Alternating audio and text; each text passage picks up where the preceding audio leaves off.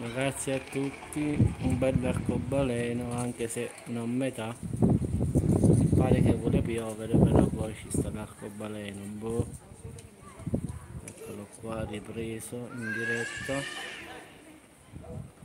pare che vuole piovere, però poi ci sta l'arcobaleno, boh, è tutto strano.